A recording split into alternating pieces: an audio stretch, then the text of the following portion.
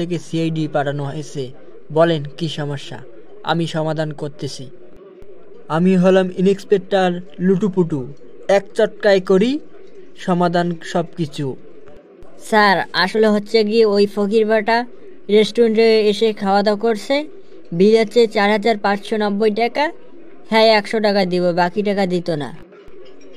কি এত বাড়ি সাহস! ইন্সপেক্টর লুটুপুটুর এলাকায় ধোঁকাবাজি ভণ্ডামি কোথায়?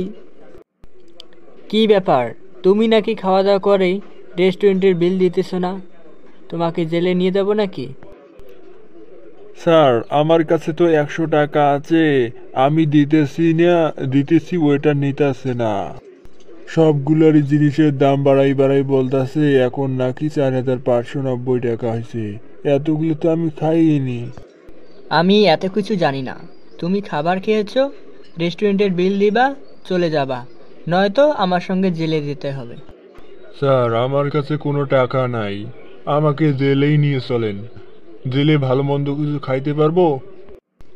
স্যার এর জেলে নিয়ে চলেন, এই হারামজাদারে ভালো করে শিক্ষা দিবেন, ভবিষ্যতে যেন কোথাও এভাবে খাইতে না পারে। তুমি আর একটা কথা শুনো, যদি এর জেলে নিয়ে যাই তাহলে কিন্তু তুমি রেস্টুরেন্টের কোনো বিলই পাবে না। হ্যাঁ স্যার, রেস্টুরেন্টের বিল দিতে হবে না, ওরে জেলে নিয়ে যেয়ে চরম শাস্তি দিবেন। এই তুমি আমার সঙ্গে বাইরে চলো, তোমার সাথে কথা আছে।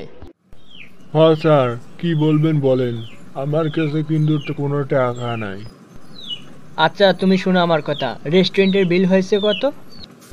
স্যার রেস্টুরেন্টে তো বিল হয়েছে 4590 টাকা। আচ্ছা ঠিক আছে, তাহলে তুমি আমাকে 2000 টাকা দিয়ে বিদায় হও। স্যার আপনি এটা কি বলেন, আমি 2000 টাকা পামু কই? স্যার আজ 15 দিন হয় ভালো মন্দ কিছু বাজার করতে পারি না, বউ বাচ্চা না খাইয়া রয়েছে বাড়িতে। আচ্ছা ঠিক আছে, তুমি 1000 টাকা দাও, 2000 দিতে হবে না। স্যার আমি যে কবে 1000 টাকার নোট ধরছি আমি নিজেও কইতে পারি না, আপনাকে 1000 টাকা দিব কেমনি? আচ্ছা তোর কাছে কত টাকা আছে, দিয়ে যা। স্যার আমার কাছে সব মিলিয়ে হবে 100 টাকা। আচ্ছা ফকিরনি, দে 100 টাকাই দে। এই লন স্যার আপনার 100 টাকা। আমি হলাম ইন্সপেক্টর লুটুপুটু, টাকা ছাড়া করি না কাজ, যাই না কোথাও, ভাবি না কিছু, শুধু টাকাই টাকা। এটা পুলিশ না অন্য কিছু? আমি এখন পেলাম ফকিরনি, আমার চেয়ে বড় দেখতেছি এই ফকিরনি। কেরে এটাই না ভালো হইলো, 4500 টাকা হয়েছে রেস্টুরেন্টের বিল, 100 টাকা দিয়ে বিদায়, এটাই না ভালো। এখন থেকে নতুন নতুন রেস্টুরেন্টে যাব আর ভালো ভালো খাবো, 150-100 টাকা দিয়ে বিদায় হব, এটাই না ভালো? ভালো, এখন থেকে এই কাজে করবো, নিজে খামো, বাচ্চাদেরও বলবো যে এইভাবে খাইতে, তাহলে আর ভিক্ষা করা লাগবো না।